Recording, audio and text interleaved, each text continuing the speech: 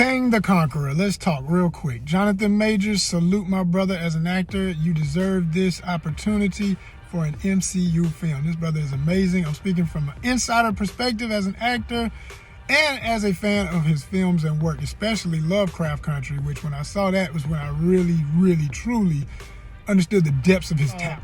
Lovecraft Country, yes, you did the damn thing. And after that, you've been doing it. I mean, before and after that, you've been doing the doggone thing. It meant more to me after Lovecraft Country. Your career meant more to me because I said, I'm gonna keep my eye on this brother. He's doing it. He's doing it for real. And I'm honored to say from being on the inside, we've met, we've shook hands, looked right in the eye. I'm Joseph. I'm Jonathan. Nice to meet you, bro. So that has happened. So if you ever see this, just want you to know what I'm about to say has nothing to do with you as an individual or your talents. You're amazing. And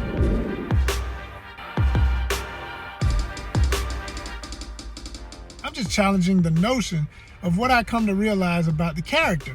So I'm a comic book head. Grew up in this culture of comic books and everything. Been reading them all my life, especially when I was younger, especially from about middle school through college, especially with my hardcore years. Still collect. I don't even read much of the stuff I buy, to be honest, because I buy for covers. I'm just always been more about the illustrations, the artwork on the inside and out has always been my favorite thing. If a writer is amazing, I'm reading your stuff and I'm all in.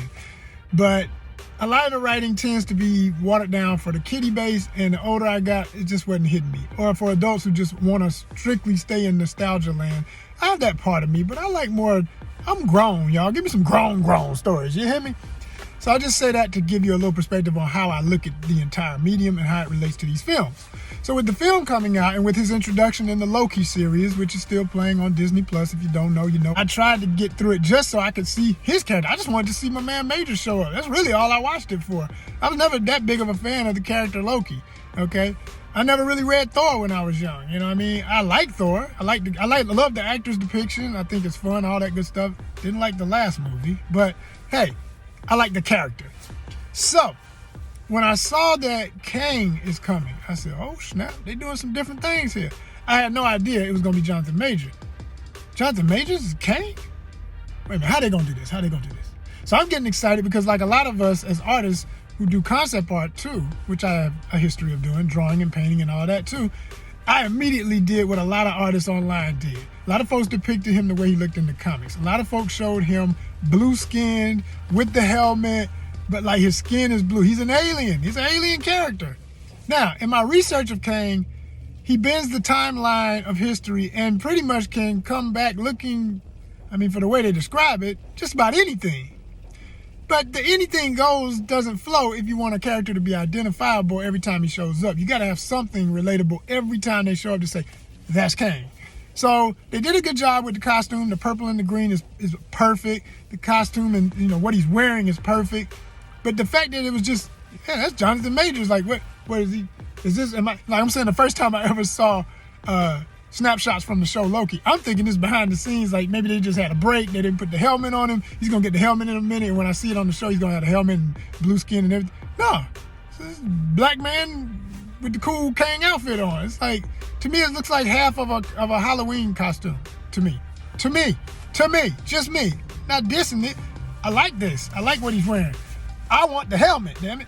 So then when I saw the new trailer, I said, oh, okay, there it is. The helmet's in there, but it can come over his face. Somehow it's gonna appear and it'll be like a shield where you see the blue, kind of like the blue visor or face screen, glass, whatever it is. And of course, everything's digital and hocus pocus, magic. But when I see the cover of Empire, which is one of the top magazines in the industry talking about film, like that's Jonathan Majors with the rest of the costume on, the body part covered, but the head, that's Jonathan Majors. And he's got scarification, the famous Kang lines. But it's scarification versus what I always thought it was in the comics. I always thought this is like, I thought those lines would be like a Klingon head. Okay, Star Trek, if you're a Star Trek head, the different formations on the head that were distinct to each Klingon, or Spock's pointy ears, you feel me? I thought these were just like, that's his alien trait. That's something they're born with, and they're all blue. So then I found out, okay, they're gonna go with him just being his brown-skinned self and scarification that reminds me of this my depiction, this my perception of it, instantly reminds me of some traditions, because it's not all across the continent, but some older traditions of scarification or beautification in African tribal groups. So I said, I don't know if I'm feeling that. Only because of the villainization of the character. Only because the character is supposed to be the antagonist, is the more formal word that a lot of actors tend to use, or folks who are deep into storytelling like myself. But the average person, he the bad guy, period. The average person, the majority of the masses, and I'm more concerned as I get older as a writer myself. This is just how I write. I'm always thinking, even when I write my own story, and in the case of if I were writing for Marvel, this has a comic book history, and since we're choosing the version of him that looked alien with blue skin, why not keep it true to that? Even if it has this helmet that comes over still with a visor of some sort, some kind of shield, underneath it's still a blue-skinned dude with glowing white eyes. Reality, fantasy versus reality. But to get back to that, the depiction of someone of his complexion, of his features as a villain, the biggest villain, the next biggest villain after Thanos, only concerns me because he's played such great heroes in the realms of science fiction genre with what he did, and that's why I keep saluting that, Lovecraft Country. He was the hero, he was the man, he was the lead. And everyone in Hollywood and everybody who loves film understands what that is, especially if you're in Hollywood. The lead is the lead. Now, lead villain still is the lead villain, is the lead villain. So it's a, hey man, salute to your bag. I know the check is good, all right? All right, I feel you. I would have took it too. Hell yes. And he was offered this, like, would you please consider that, Mr. Look it up. You know, it wasn't no audition. It was like, we want you. We know how amazing you are. So that's a total compliment to his skills and what he should be getting at this point in his career. All of that's right on time. He need to be like that. He need to be, you don't audition, Mr. Majors. We just want to know if we can fit into your schedule. That's what time it is. But I'm hoping that after he's played Kang, hopefully continuously, it won't be the first and last, because now that I realized from my research of the character, because I wasn't into the cosmic books. I was an X-head when I was deep into reading comics, deep in it. So knowing that he could be different folks, I said, oh boy, that opens it up to other people playing the character. I mean, hell, if he wants to keep playing the character, I hope he gets that opportunity.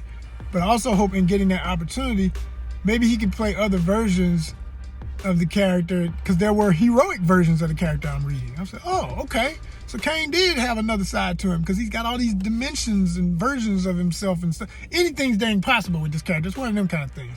But there's always rules that you got to play within to make it what it is once you've established something, so the audience doesn't just say, man, what the hell is Kang? What? First he was this, now I don't even care no more.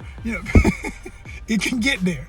So I think that hopefully as this continues, he'll get to play a hero version, because I would hate for him to get typecast as this villainous image for a black man of his features and his identity. Because I know in the biz how that can be, and I know how that gets perceived in the world with other images we get of black men. And that's my biggest concern here, is certain images, especially to audiences. Like I say, Marvel movies aren't just for sci-fi fans. They're so big. When you get that big, people who don't even like sci-fi go see Marvel movies, or will sit through one because everybody else in the room at the house say, hey, we're going to watch a movie, and you outvoted, you're going to sit there and watch it, or you ain't going to watch TV with us, because we about to watch this Marvel movie. It's that kind of stuff. That's what Marvel is, big as hell. So you got to be, or you don't have to be anything. Don't do what they want to do with their money. I'm hoping that he has the opportunity to do that heroic version and not get trapped into the villainous face only. Strictly, mainly because I don't want to see black men's voices, bodies, black women and men, but we're just speaking specifically because he is a black man, to just say this point, okay? And as a black man, my concern as an actor, and this goes for, I'll just say this could go for any ethnicity. I'd hate to see anybody's group get caught in one lane, because that kind of stereotyping has long existed in Hollywood, and it doesn't need to redevelop itself through science fiction. The last frontier of us expressing our thoughts on each other, hopefully without maliceful intent all the time, and always casting some demonized image of each other, which tends to happen definitely outside of sci-fi, but when it starts happening in sci-fi too, it's like, God dang, can I turn on the TV and see a black man who has a certain look, who's not a thug, who's not the villain, who's not the kingpin, the mob boss, which all of these are characters I'm personally willing to play if they have some form of integrity and are on a certain level of intelligence, which is the greatest part about Kang. He's brilliant. He's supposed to be one of the most intelligent villains in the Marvel Universe. Okay, so I love that part. But to be the most intelligent, you still got to be a villain, is where I start worrying. I don't want him to get, as an actor or as an image, anyone like him getting caught up as only being that. I want the writing to go that much deeper. Since there is a window for him to be a hero in the comics, and since everything's based on the comics being flipped around in scripts for movies, let's take it there too, hopefully. That's my thoughts. Give me yours. Again, views and opinions expressed only are from those of Joseph R. Wheeler III, not necessarily ONYXCON's sponsors, affiliates, or associates. Hope you enjoyed. This has been The Business.